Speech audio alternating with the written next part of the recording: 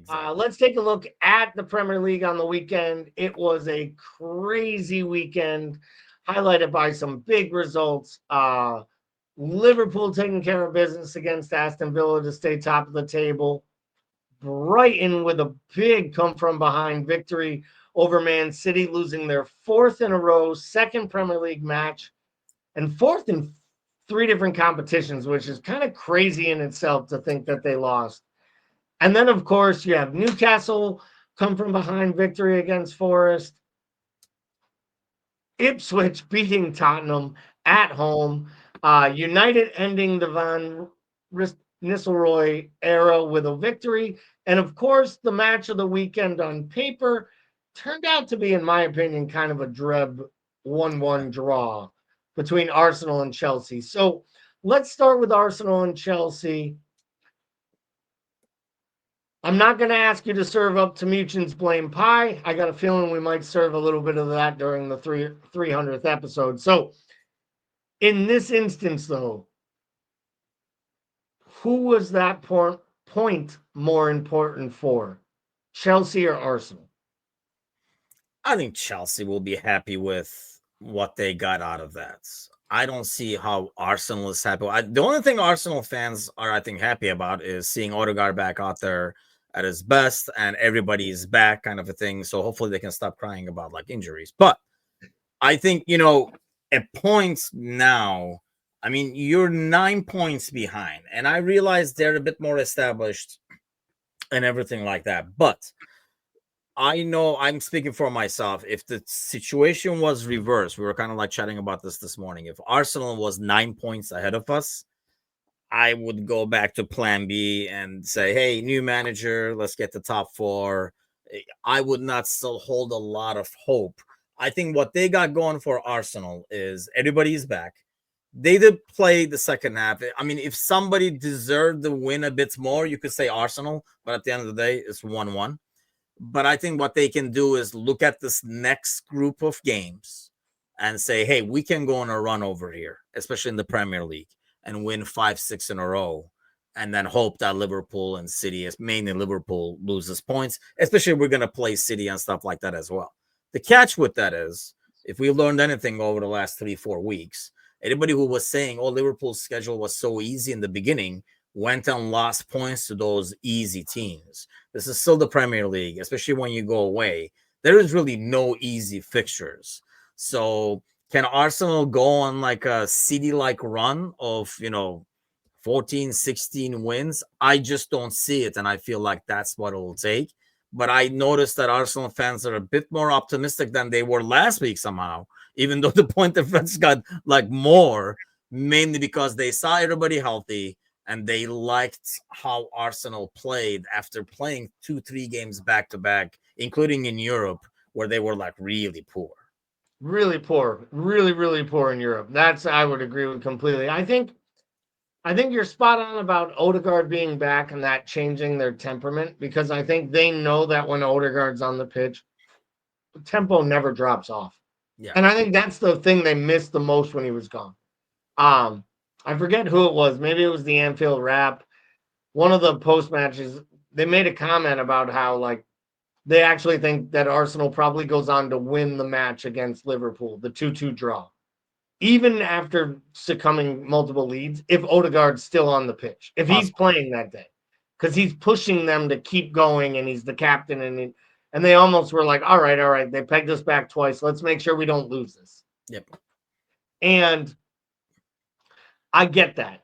What I will say about why Arsenal supporters feel better is, and I think this is kind of a shot at us, and maybe this is the inferior Liverpool supporter in me coming out. I think if City were up 9 points on Arsenal right now, Arsenal supporters wouldn't be saying they feel good. But I think part of the reason Arsenal supporters feel better this Monday morning coming off a draw than last week coming off a loss is City lost again. And in their mind, they're like, we're only 4 behind City. Yes, we're 9 behind Liverpool, but we expect City to catch Liverpool because we expect City to win this league. So therefore, we're really just 4 off the lead. And I think it's that type of like mentality. And I think that's where Liverpool, over this next 2 to 3 weeks leading up to the Christmas break, I think can really change the narrative here. Because to your point, you made a great point. I think it was earlier this week, or I Maybe. can't wait until now that we've won all these matches. They're going to say, oh, but they hadn't played anyone. And now that we've played everyone, they're going to be like, well, not, they still need to prove it. Right? Like when we had played nobody, it was no big deal. Since that point that we started playing people in that first test match against Chelsea, we played Chelsea, Leipzig, Leverkusen, Brighton twice, Arsenal, Yeah. and Villa. I mean, And we what have else do you want, right? And I think that's the thing. I seven agree with wins you, and though. a I think draw. that's a good point. They are looking at City and they feel like they're only 4 points off. But I think at some point you got to come to a realization and be like, I don't know. These guys maybe might be for real. I'm not even convinced I think here's another thing. Nobody seems very convincing when they win. I think the way that Liverpool plays now, it's very methodical and it's very professional. It's like a 2-0 win against like a tough opponent. Yeah, but they struggled at times. Yeah, but they got the 3 points, and that's really all that matters at the end of the day. Like they know how to win games. And who's to say I don't have faith in Arsenal going on a run of like 12, 14 games and winning all of them and waiting for Liverpool to drop like 3 games and stuff. Not to mention, they're only going to play us once, and that's going to be at Anfield. Correct. So I think that's another thing. But having said that, I'm not like, oh, the title is ours and stuff like that. It's way too early. But then again, we do keep saying this. It's not that early. We're almost a third of a way in. So it's not that early. And you can kind of tell some things. And this is a team in Liverpool that made no additions or improvements to their squad. So is there another level to this team? This team was meant to struggle up until now, really, because it was a new manager, new system, blah, blah, blah. We didn't have any add-ons and stuff like that. I mean, now are they going to only keep getting better and maybe make some additions that fit Slot and what Slot wants in like January? Because then this Liverpool team can go on a run that now people might be expecting. Nobody was expecting that. Heck, we weren't expecting this. So We are 11 matches in. It's almost a third way through the season. So we usually start at the top of the table. We've done a lot of talking about the teams at the top so far. So I thought we'd look at the bottom because as bunched up as the top is, so is the bottom. I yeah. wish I could say that everyone from 13 down are in a relegation scrap. I really do. Because it would just be fun to say. But I don't genuinely believe that because I think United is actually going to go on a run over the next few matches. I do think they're going to get a new manager bounce. I think you even saw from Bruno Fernandes, the dog that he is, great performance on the weekend that he put in against Leicester. I think he's going to be a catalyst for all the good things that Amorim brings in there. And he's probably going to build the team around him. And I think they'll figure out ways to make some things work. So I do believe everyone from West Ham down is a legitimate relegation. Yes. They are in a legit relegation fight. If I asked you right now, which of these 3 teams from West Ham to Southampton will be plying their trade in the championship next year, which 3 do you think go and why? Ipswich, Palace, Southampton. Southampton, because they're Southampton, and it's just not looking good. And they're kind of like too stubborn in what they're doing. Reminds me of Burnley, right? We could just see the writing on the wall. Everybody could see the writing on the wall except the club, and they kept going at it. I feel like Wolves has talent to get them goals, to get them points, and come out of there. And Ipswich, I know they won this week, but I mean, that's not going to happen regularly. I don't think they have the squad to be able to keep up. They're almost like just happy to be here kind of an attitude. And I think the reason we see this very big bunch over here is mainly due to like what we were talking about earlier. Nobody up top looks very convincing. So you have an Ipswich suddenly get like 3 points from like a Spurs game away. that you would have never been like, you were like, if you're Ipswich and you're looking at your schedule, you did not circle that Tottenham game as this is where we can get some Our points. first win, our Yeah. first Premier League win ever. So, I mean, you're not going to do that. So I feel like some of the inconsistencies on top is kind of letting like weird results happen along the bottom where people are getting some like Crystal Palace and stuff like getting some weird like 3 points. So that's why I think everybody is bunched up. But based on talent, and I usually go when I look at this, being able to score goals, because that's what gets you points. And I think that's why Wolves will get out of there. But I think Ipswich, Palace, and Southampton, I just don't see them making it. Yeah, I don't blame you on those shouts. I think Southampton makes the most sense. And, I'm sure Russell Martin is probably thinking to himself, hey, if I stick to my principles the way that Vincent Company did and I get myself the Real Madrid job next year, all is good. Because that guy got Bayern and they're the favorites in the Bundesliga. And that guy was the Burnley manager that got them relegated. I'm just kidding, because in classic fashion, he'll probably be stupid enough to win the Bundesliga and then take the City job and then get relegated again. But what's funny is when I look at this, I think West Ham is one move away from being a top half team table. And I know this sounds crazy. I think Leicester to me is the one that is so weird. Because to me, Leicester doesn't look any better than Yeah. Southampton or Ipswich. But Jamie Vardy somehow at 155 is still scoring enough goals. Yep. But to your point, do those goals dry up when the 38-year-old can't keep up in the second half of the season? And does Leicester have enough? I still think they could get dragged in. The scariest thing is, I think Everton is slotted in 16th place. And I think they'll finish in 16th place. But Yes. I have the least fear of any of those teams in Everton because I think they have the type of team that can do it. I think they have the supporters that can handle it. And I think they have the one manager in that whole group that's prepared for this fight and ready to win the fight and stay up. And Sean Dyche, as stupid as that sounds. And, Yeah. and you know what? To your point, Gary O'Neill's probably the second best manager in that group to deal with this, as we saw in his year in Bournemouth when he Yep. got done dirty. So I agree with you there. Um, let's jump back, look at the top of the table quickly here. That Obviously, we looks talked about good. it. It does look good. Liverpool on top, 5 points clear. We didn't talk much about City during this segment. I'll kind of bring it up. Let's talk about them here.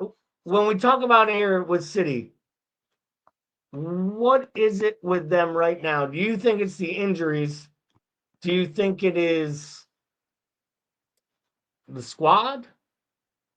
Is it the makeup or like the composition, not the size of the squad, the talent of the squad, but the actual pieces that they didn't replace, like the Alvarez's, Yep.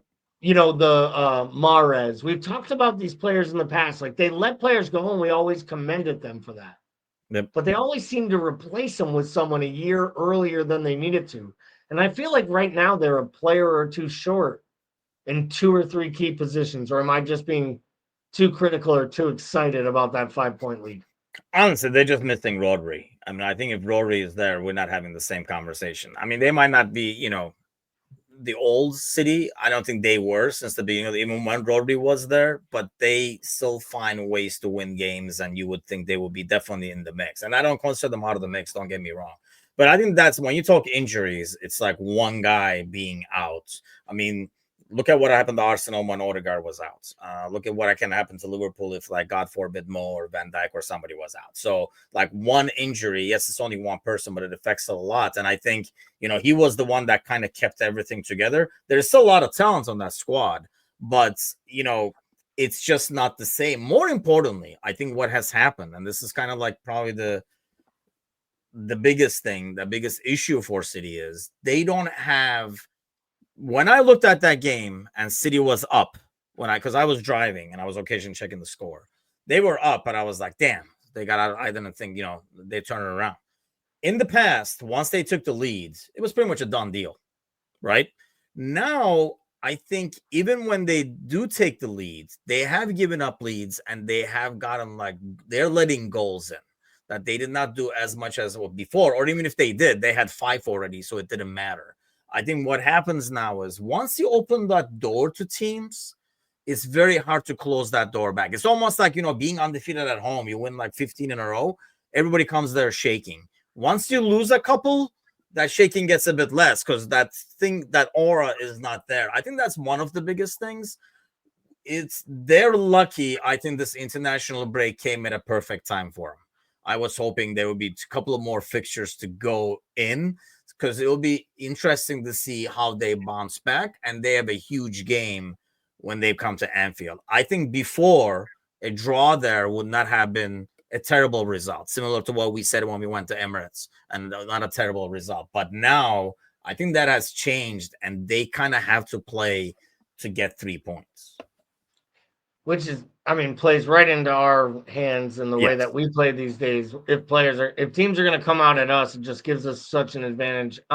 When you look at this top half of the table, obviously there are some surprises from Nottingham Forest in 5th to Brighton in 6th and Fulham in 7th. Newcastle with a big win over Forest, moving them all the way up to 8th. When you look at this from 3rd to 10th, separated by 3 points and little on goal difference. I think you would say you would give the favorite to Arsenal finishing 3rd here overall, just on talent and merit. Which of these teams, from Chelsea all the way to Tottenham, do you believe have the best chance to finish 4th and 5th, respectively, in this league? I think right now I would say Chelsea, just because of the amount of talent they have, and they kind of seem to slowly trying to put it together, and they're gaining confidence in themselves. Most importantly, Forest we saw this weekend, they might not be ready for like a long haul run. Brighton and Newcastle, we talked about this on the panel show like 2-3 weeks ago. Like, which one is the bigger mystery? Like, we really don't know.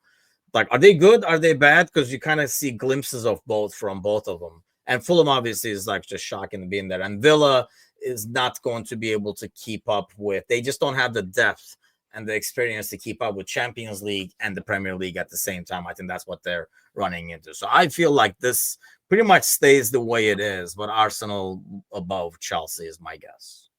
Yeah, I would probably say Arsenal 3rd, Chelsea 4th. I think if I had, because I do believe this will be a year where, because I think England is going to do well in all these European competitions, I think we will end up with a 5th team in next year's Champions League. So I think 1st through 5th is going to make Champions League. I think if I were betting right now, I would bet on Newcastle because I think they have the most talent and the biggest club and maybe the ability to spend. And I think they also have like the upside tick. If Kalen Wilson gets back and him and Isak are scoring goals and you can rotate. I love their midfield with Joe Linton and Gamarish and Tonali. And I think their defense has been hurt all year long, playing almost all second stringers at this point. Yet Eddie Howe still gets destroyed for like getting clean sheets in big spots. If Tottenham had followed up last week's dramatic win against Villa with a resounding win at home against Ipswich, they'd literally be sitting 3rd right now on Crazy. goal difference. And then I would have, in a minute, said, I think Tottenham is right there, 3rd, 4th with Arsenal. It's them and Chelsea. It's going to be a fight, but they just can't show any form of consistency. And the only thing consistent about Tottenham is being inconsistent.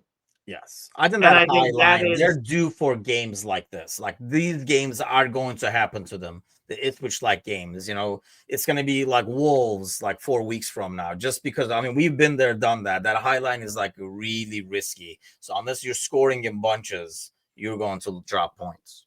yeah, and I just feel like they're not consistent enough to score in those bunches. What you should